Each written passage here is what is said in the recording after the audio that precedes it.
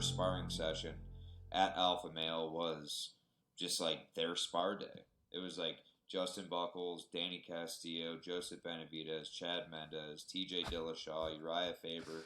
It's like at the time Dustin Akbari, who was my original jiu-jitsu coach, he was actually 5-0 and he was fighting Evan Dunham at Tachi Palace. Like that was like a turning point in his career, and like we had a ton of good guys at that time, and it was one of those things where I was like, oh my god, like these guys, like TJ was just about to go on the Ultimate Fighter, Chad was already in the WEC, Faber was already a former WEC champ, Benavidez had already fought Cruz twice for the WEC title, I believe.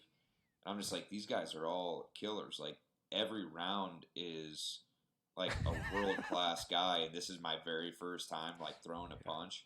Like I was terrified. I literally just like blast doubled everybody and just tried not to get beat up on the feet. Yeah. But the first couple of times I did take punches, I was like, okay, like I don't like taking punches, but it's not something that deters me from doing this because I think I can be really good at it if I get good enough to not eat a lot of punches in fights. On those initial sparring days, because I would imagine again that in anyone who has interest of so you want to be a fighter, right? Everyone who has interest in it, they're going to have a day where they go to whatever combat gym is in their area. And there's going to be a day when they go, okay, cool, we're sparring. What did that look like? Like how many rounds were you guys doing? How many minutes were the rounds? And then what's the intensity like on a day like that, knowing that they have a new person there? Because if I'm thinking about this, you want to weed people out instantaneously at that level. You cannot have anyone who's second guessing whether or not they want to be there, right? So to some degree, you kind of have to throw people to the wolves. But at the same time, if you see in someone the potential for them to get better, to learn, to adapt, but then also what they contribute, because you're coming in as you have a lot to offer as an athlete that can help that group of people if you get to the place where you're there frequently. So there's a little bit of an investment going on too. So what's that initial day like when it is your first time sparring? You're not doing positional stuff anymore. You're not doing power work anymore. It's not wall drills, but you're actually like you're tapping gloves and going. Well, there's kind of two sides to that because if it's an athlete that's like, I guess you could say being recruited to the team or being accepted by the team because we were predominantly a wrestler based team. Like all of us had some sort of wrestling background for the most part. It was very hard sparring, and that's all we knew back then.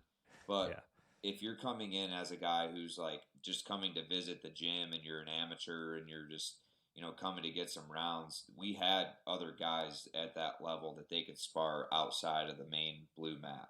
So we had people at all levels, I guess you could say, but most people that were coming in, if you're a pro, then yeah, you had to spar with all of us. But if you're, some amateurs were good enough to where they would want to spar with these, the rest of us, and there were some that didn't. So they would go with some of the amateurs or some of the other guys who just weren't as skilled, I guess you could say, or guys who just didn't want to, go that hard. But you could kind of pick and choose. But if you were in that more of a elite group, like those were your sparring partners all the time. Like, when I first went there, that was like all those guys, and then a little time came in, and then Andre Feely came to our team from another team, and Josh Emmett came in, and Emmett and I kind of started our careers at the same exact time. And you look at all these guys, and like after a few years, Guida started coming to train with us, and then Darren Elkins moved out there, and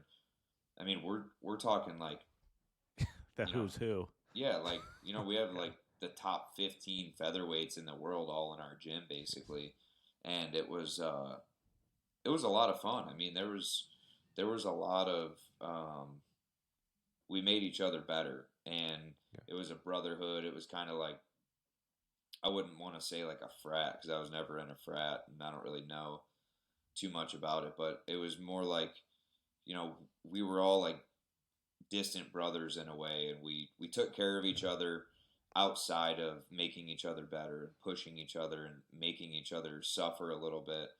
Um, but it was always one of those things where, we're there to improve and make each other better. And if I'm not pushing you, then you're not getting better and I'm not getting better. So even though some of our sparring days were probably a little out of control, it was mainly because that's all we knew.